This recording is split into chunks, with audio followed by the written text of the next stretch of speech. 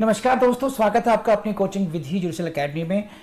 And in this lecture we are going to discuss section number 248 CRPC which has now become section number 271 of the BNSS. Very important for your exams, whether it is for judicial exam or your any prosecution exam or any exam wherever you are going to see the questions from the BNSS. BNSS से questions आएंगे अगर आपके exam में, चाहे वो judiciary का exam हो या APO का हो, CBI APPO हो, कोई भी प्रोसिक्यूशन का हो या फिर कोई भी एग्जाम हो। ये सेक्शन बहुत इम्पोर्टेंट है आपके लिए। Section number 248 CRPC and this is section number 271 of the BNSS, right. This is the concluding part of the this chapter C part, conclusion of the trial. So अभी तक हम लोगों ने वारंट ट्रायल का जो चैप्टर पढ़ रहे हैं, warrant trial instituted on police report, other than on police report, ये पढ़ा हम लोगों ने। उनके अलग अलग प्रोसीजर समझ लिए हम लोगों ने। अब हम लोग पढ़ रहे हैं section number 248 CRPC and 271 BNSS। It is acquittal or conviction. तो conclusion of trial will result either in the acquittal or in conviction. This is the meaning of the trial. Trial का मीनिंग ही ये होता है कि this is a judicial proceedings which will end either in the conviction or in the acquittal.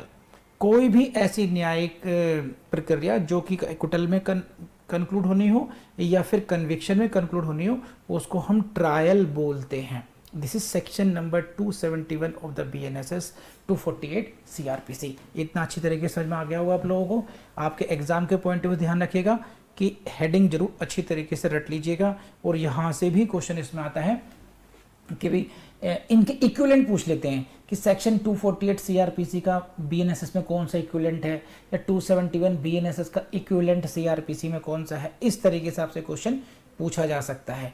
कितने सब clauses हैं? 3 सब क्लॉजेस हैं इसमें। पहली जो सब क्लॉज है that is related to the acquittal, second है आपकी कन्विक्शन से रिलेटेड एंड थर्ड है आपकी प्रीवियस कन्विक्शन से रिलेटेड। तो एक एक क्लॉज से हम लोगों को समझना है। क्वेश्चन यहाँ से आते हैं, बहुत ध्यान से पढ़िएगा। अब हम शुरू करते हैं अपनी क्लास को। This is clause number 1। Please देखिएगा जैसे what is expected from you कि जहां जहां पर मैं कहूं आपको अंडरलाइन करना है, हाईलाइट करना है और उसको समझना है अच्छे तरीके से। देखिए क्या है। If in any case under this chapter, first line को ही समझते हैं। इन any case under this chapter, what do you mean by this? In any case under this chapter means whether the case is instituted upon the police report or otherwise than on police report. It means what? It may be a police case, it may be a complaint case. FIR based case हो या complaint based case हो, this section 271 BNSS 248 CRPC will apply on both kind of cases. In any case, many times I have seen students क्या करते हैं, इसको वो complaint case की तरह रीड करते हैं। This is not applicable only upon the complaint cases, this is applicable on FIR cases as well as complaint cases because of this phrase. In any case under this chapter in which charge have been framed, the magistrate finds accused not guilty. This is the finding of the magistrate that the accused is not guilty. Then what if he will do? क्या करेगा वो? He shall record an order of the acquittal. एक बार देख लीजिए इसको अच्छे तरीके से। This is the situation. This is the finding of the magistrate. He finds accused not guilty. Then what he will do? He shall record an order of the acquittal. वो acquittal का order record करेगा। बहुत ज़्यादा कुछ है नहीं समझाने के लिए, ये ध्यान रखिएगा। तो अगर not guilty है then acquittal होगा, right? बस आगे बढ़ जाते हैं। Now come to the second clause, 248 की second clause कह लीजिए और it is 271 की second clause. This is related to the conviction. The what is the finding? If the magistrate finds the accused guilty. If the magistrate finds the accused guilty, ये भी वैसे ही है। Where in any case under this chapter, same line जो कि clause 1 में थी, जिसको मैं एक्सप्लेन कर चुका हूं। नाउ द यहां पर क्लॉज 1 में क्या फाइंडिंग थी? Not guilty. क्लॉज 2 में क्या फाइंडिंग है? accused is guilty. Now what will happen in this case if the magistrate is of the opinion on the basis of record evidence that the accused is guilty? अगर मजिस्ट्रेट को लग जाए का opinion ये है कि नहीं नहीं इसने ऑफेंस तो किया है, then what is the situation. देखिए एक सिचुएशन ये हो सकती है कि ये एक्यूज ने, this accused has committed heinous offence, मन तो कर रहा है इसको कम से कम 5 इयर्स की पनिशमेंट होनी चाहिए, बट मेरी कैपेसिटी केवल, जो मेरी पावर है केवल as a judicial magistrate first class केवल 3 साल तक की है, तो I should refer to it to the chief judicial magistrate. Chief judicial magistrate को मैं केस को रेफर कर देता हूं। Now the chief judicial magistrate shall punish him with the higher punishment. एक तो ये हो सकता है कि इसको हायर पनिशमेंट के लिए मैं सीजीएम पे रेफर करूं। दूसरा ऑफर क्या हो सकता, दूसरा सिचुएशन क्या हो सकती है, no no no no, though the accused has committed the offence, इस एक्यूज ने ऑफेंस तो कमिट किया है but he deserves to be released on probation, इसको प्रोबेशन पे छोड़ देना चाहिए। अभी पहली बार इन्हें अपराध किया है, सुधर जाएगा और तो इसके गुड बिहेवियर के बॉन्ड भरवा करके इसको हम लोग छोड़ देते हैं, तो ये हो सकता है। ठीक है, और तीसरा है कि ना तो हमने इसको सीवियर पनिशमेंट के लिए रेफर करना है, ना ही इसको हमने प्रोबेशन में छोड़ना है, तो क्या करना है, then I will give him punishment, right. तो अब इसी कॉन्टेक्स्ट में हम लोग नेक्स्ट फ्रेज पढ़ते हैं, क्या है देखिए पढ़िएगा। This is what the magistrate finds the accused guilty. Magistrate is of the opinion that the accused is guilty. Number 1 part मान लेते हैं इसका, but does not proceed in accordance with the provisions of section 364 or section 2401. 364 was earlier section 325 CRPC and 401 BNSS was under section 360. तो 325 में तो दो बातें होगी। देखिए इस स्लाइड में आप लोग देख पा रहे होंगे कि गिल्टी तो है but I should not proceed under section 325 CrPC और 364 बीएनएसएस। यानी कि ये क्या था, ये भी समझाता हूं आपको। ये क्या था, 325 सीआरपीसी को देख लीजिए, 325 सीआरपीसी कह लीजिए, या फिर आपका हो गया 364 बीएनएसएस। क्या था, procedure when magistrate can not pass sentence sufficiently severe then he has to forward to the CGM. और 360 सीआरपीसी या 401 BNSS order to release on probation of good conduct or after admonition. ये है। तो अगर मजिस्ट्रेट को लगता है कि neither I have to proceed under section 364 BNSS or section 401, then what will I do, क्या करना चाहिए, then he is suppose two, he shall pass sentence upon him according to law. उस पर फिर वो विधि के अनुसार सेंटेंस पास करेगा, यानी कि दंड प्रिस्क्राइब करेंगे कि इसको कितने क्या दंड मिलना चाहिए। Whether that should be the imprisonment, तो फिर कौन सा इम्प्रिजनमेंट, सिंपल इम्प्रिजनमेंट या फिर रिगरस इम्प्रिजनमेंट, और फिर इसकी ड्यूरेशन क्या होनी चाहिए, वो सारा सेंटेंस प्रिस्क्राइब करेंगे। But very very important line यहाँ पर है, आपके प्लेन्स में आएगी ही आएगी, ध्यान रखना। ये है वारंट ट्रायल की बात कर रहे हैं हम। वारंट ट्रायल में क्या है देखिए, ये लाइन पढ़िए अच्छे तरीके से। After hearing the accused on the question of sentence, write down before prelims. After hearing the accused on the question of sentence means you cannot, magistrate cannot pass the sentence directly. Magistrate will have to hear the accused on the point of sentence. तो पहले आपने क्या किया, guilty पाया उसको, guilty के base पे conviction किया उसका। Now you will have to call him कि बोलो तुम्हें क्या कहना है, I am going to pass sentence upon you, मैं तुम्हें दंड सुनाने वाला हूं, तुम क्या कहते हो। तो वहां पर he is given an opportunity, he can explain the circumstances. Sir मैं इकलौता लड़का हूं, मेरे पे मेरी बूढ़ी माँ डिपेंडेंट है, जवान बहन घर पे बैठी हुई है, पिता की डेथ हो चुकी है, बहुत सारे जो मिटिगेटिंग सर्कमस्टेंसेस हैं वो बोले जा सकते हैं, और उन हालातों का जिक्र किया जा सकता है कि जिन हालात में वो जुर्म हो गया। And the accused will request that he should be punished with minimum sentence, उसको मिनिमम सेंटेंस मिलना चाहिए। और ऑन द अदर साइड जो प्रोसिक्यूशन है, prosecution will demand higher sentence for him. तो ये आपकी हो गई hearing on the point of sentence. तो hearing the accused on the question of sentence, ध्यान रखना। तो एक्यूज्ड को सेंटेंस पर सुना जाएगा, ये मैंडेटरी है। He shall, after hearing the accused on the question sentence, मैं रिपीट कर रहा हूं, ध्यान रखना, मत भूलना, और एग्जाम में आए या छोड़ के आओगे तुम्हारी गलती होगी, मेरी गलती नहीं होगी, ध्यान रखना। फिर ये मैं अपना काम पूरा करा रहा हूं, यहां से क्वेश्चन आएगा ही आएगा, छाप लीजिए अपने सीने पर यहां पर, गॉट इट। चलिए बढ़े आगे को, तो सेंटेंस पर हियरिंग होगी, सेंटेंस सुना दिया जाएगा, बस। अब आप आ जाइए क्लॉज थर्ड पर आ जाइए। It is related to the previous conviction, whether it is the clause of 243, 248 की 3 या 271 की, बात एक ही है। तो मैं यहाँ 271 भी लिख देता हूँ आपके लिए, 271 क्लॉज थर्ड। पढ़ते हैं आगे को, देखिए इसको क्या कहता है। Where in any case under this chapter a previous conviction is charged under the provisions of sub section 7 of section 234 और 211 सीआरपीसी में था, अब ये हो गया 234, and the accused does not admit that he has been previously convicted as alleged in the charge. Now ये देखिए, ये मैं इसको थोड़ा सा समझाता हूँ, पहले मैं पढ़ा चुका हूँ उसको 211 7 में या 234 7 में बीएनएसएस में।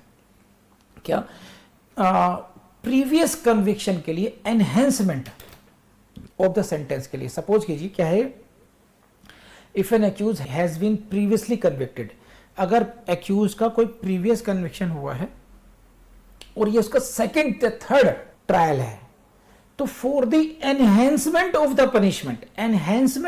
Punishment there is a provision that he can be charged for that, and वो उसका प्रोविजन कहां पर दिया हुआ है, 211 7 में दिया हुआ था या 234 7 में दिया गया है। ये है आपका प्रीवियस कन्विक्शन का चार्ज। तो where the accused is a previous conviction is charge under this section, and what is the plead of the accuse, accuse said no no no, I was never convicted previously. Accused does not. So ये situation है, देखिए ये number 1 situation क्या हो गई, a previous conviction is charge number 1, number 2 and the accused does not admit that he has been previously convicted as in charge, accused is denying to the charge. Okay, prosecution कह रहा है कि नहीं नहीं इसका प्रीवियस कन्विक्शन हुआ है, accused मना कर रहा है, ये है अब सिचुएशन। ऐसे केस में क्या होगा, the magistrate may after he has convicted the said accused, ध्यान रखना, अंडरलाइन कर लीजिए, write down P for films, take evidence in respect of alleged previous conviction and shall record a finding thereon, then magistrate may take evidence in respect of the previous conviction। अब ये बात ध्यान रखना, why I am saying this is very very important for your exam। मैं बार बार कह रहा हूँ, देखिए मैं दिल से पढ़ाता हूँ आप लोगों को और कोशिश करता हूँ कि जितना मैंने पढ़ाया है वहां से कोई क्वेश्चन छूटना नहीं चाहिए आपका, बट इट्स अपॉन यू, ये आप पर डिपेंड करता है कि आप कितना उसको ग्रैस्प करते हैं, कितने ध्यान से इसको नोट डाउन कर रहे हैं। देखिए वर्ड देखिए, he may take evidence after he has convicted the said accused। What the magistrate is doing in this case, magistrate is taking evidence, magistrate यहां पर evidence ले रहे हैं, जबकि एविडेंस का जो सीक्वेंस थी, प्रोसिक्यूशन एविडेंस की जो स्टेज थी वो पहले जा चुकी है, राइट। चार्ज फ्रेमिंग के बाद में शुरू हुई थी प्रोसिक्यूशन एविडेंस की स्टेज, यहां पर फिर एविडेंस क्यों आ गया, this evidence is related and limited only to the previous conviction, ये प्रीवियस कन्विक्शन से रिलेटेड है बस ये। तो दैट इज वाई इसको ध्यान रखना, ये बोर्ड देखिए आप लोग कि ये जो 271 क्लॉज थर्ड में जो एविडेंस लिया जाएगा, that can be taken after the conviction of the accused, after he has convicted the accused, magistrate has convicted the accused, ही ध्यान रखना, उसके बाद में एविडेंस लिया जाएगा, इस सीक्वेंस पे क्वेश्चन आ जाता है, and he shall record a finding thereupon, बस। तो फिर वो एविडेंस ले लेगा, एविडेंस लेगा प्रीवियस कन्विक्शन के, तो प्रीवियस कन्विक्शन में क्या होगा कि प्रीवियस कन्विक्शन का जो ऑर्डर होगा उसकी सर्टिफाइड कॉपी होगी, वो प्रोसिक्यूटर साहब लगा देंगे। लेकिन यहाँ पे जो क्वेश्चन बनता है आपका कि पहले कन्विक्शन होगा, अभी का जो प्रेजेंट केस है, जो ट्रायल चल रहा है, अगर इसमें कन्विक्शन नहीं होता है, एक्विटल हो जाता है, तो फिर प्रीवियस कन्विक्शन का जो चार्ज था उसका कोई लेने देना नहीं रहेगा। 271 clause 3rd will come into play only after the conviction in the present trial. After लिखा है ना, आफ्टर, ध्यान ढंग से पढ़ लीजिए इसको, देखिए ये शब्द लिखा हुआ है after he has convicted the said accused. So previous conviction से रिलेटेड जो कार्रवाई होंगी वो तभी होंगी अगर इस केस में, प्रेजेंट केस में उसका कन्विक्शन होगा। तो कन्विक्शन हो गया तो फिर वो एविडेंस लेगा और फिर अपनी फाइंडिंग देगा कि हाँ प्रीवियस कन्विक्शन हुआ था या नहीं हुआ था। तो मैं आपको फिर भी सवाल समझाता हूँ। देखिए क्या होगा, नंबर 1 पहले क्या होगा कि ये देखेगा, मजिस्ट्रेट देखेगा कि वेदर ही इज गिल्टी और not guilty. Suppose he is guilty हो गया, he is guilty, then he will see whether he magistrate has to proceed under section 325 CrPC और 360 सीआरपीसी या कोरस्पोंडिंग उसके बीएनएसएस सेक्शंस हो गए, 364 और 401 बीएनएसएस हो गए, राइट। और नहीं तो फिर उसको सेंटेंस पास करना है, फिर बाद में सेंटेंस पास कर देगा। और नेक्स्ट क्या है कि फिर ये देखा जाएगा क्या उसको उसका 211 साथ में 211 या 234 है ना, देख लेता हूँ एक बार, 234 की सबसेक्शन 7 में क्या प्रीवियस कन्विक्शन का चार्ज है और और एक्यूज से पूछते हैं कि भाई क्या करना है बताइए, कहता है no no no I was not guilty, I was never prosecuted. तो फिर इस बात को प्रोसिक्यूशन तो कह रहा है कि भाई इसका प्रीवियस कन्विक्शन हुआ था, डिफेंस मना कर रहा है, दोनों पक्ष विरोधाभासी बातें कर रहे हैं, then magistrate will have to take the evidence. Magistrate को एविडेंस लेना होगा, इसलिए कहा है कि magistrate may take evidence. Magistrate evidence ले सकते हैं किसके संबंध में, magistrate may take evidence in respect of alleged previous conviction, previous conviction के संबंध में। लेकिन टाइम बता दिया गया है कब लेंगे, after he has convicted the said accused, accused के कन्विक्शन के बाद में। एंड आफ्टर एविडेंस क्या होगा, and shall record a finding thereon, उस पर फिर अपनी फाइंडिंग देंगे। फाइंडिंग का means magistrate will give his judgment कि whether he was previously convicted और नॉट कन्विक्टेड। तो this is all about the clause 3rd। अब आप आ जाइए इसके प्रोविजो पर। ये प्रोविजो बहुत इंपॉर्टेंट है, पढ़िए देखिए। No such charge shall be read out by the magistrate. No such charge का मतलब क्या है यहाँ पर, this is related to, no such charge means charge related to the previous conviction. It means charge related to previous conviction shall not be read out by the magistrate. Magistrate के द्वारा पढ़ा नहीं जाएगा, right? Nor shall the accused be asked to plead thereto. Accused को उससे कुछ के बारे में कहा नहीं जाएगा whether do you plead guilty or not. Nor shall the previous conviction be referred to by the prosecution or in evidence adduced by. ना ही previous conviction के बारे में prosecution जिक्र करेगा या उसके संबंध में evidence देगा, unless and until the accused has been convicted under subsection 2, जब तक कि unless and until जब तक कि accused का conviction सब clause 2 के अंतर्गत नहीं हो जाता है। ये मैंने आपको पढ़ दिया है, फिर मैं आपको आसान शब्दों में समझाता हूं कि देखिए ये जो प्रोविजो है ये कहता है कि जो प्रीवियस कन्विक्शन से रिलेटेड आप कोई बात उस विषय को छेड़ोगे ही नहीं जब तक कि आपका प्रेजेंट ट्रायल में कन्विक्शन नहीं हो जाता है।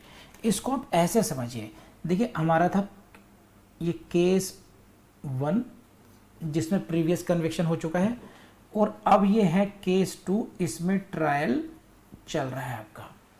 तो केस 2 की ट्रायल में जब तक कन्विक्शन नहीं हो जाता है, जब तक कन्विक्शन नहीं होगा, आप प्रीवियस कन्विक्शन के बारे में चार्ज भले फ्रेम कर सकते हैं लेकिन आप एक्यूज्ड को रीड आउट नहीं करोगे, एक्यूज का एक्सप्लेनेशन नहीं पूछोगे, एक्यूज से प्लीड गिल्टी के बारे में नहीं पूछोगे और ना ही प्रोसिक्यूशन उसके संबंध में कोई एविडेंस देगा या उसको रेफर करेगा। Why it is so? It is so because it is to protect the rights of the accused. कहीं ऐसा ना हो कि प्रेजेंट ट्रायल में प्रीवियस कन्विक्शन की बात करके, प्रीवियस कन्विक्शन के बारे में एक्सप्लेनेशन दे करके कि प्रिजुडिस ना हो जाए। जो मजिस्ट्रेट है should not be prejudiced, magistrate का माइंड इन नेगेटिवली इन्फ्लुएंस नहीं हो।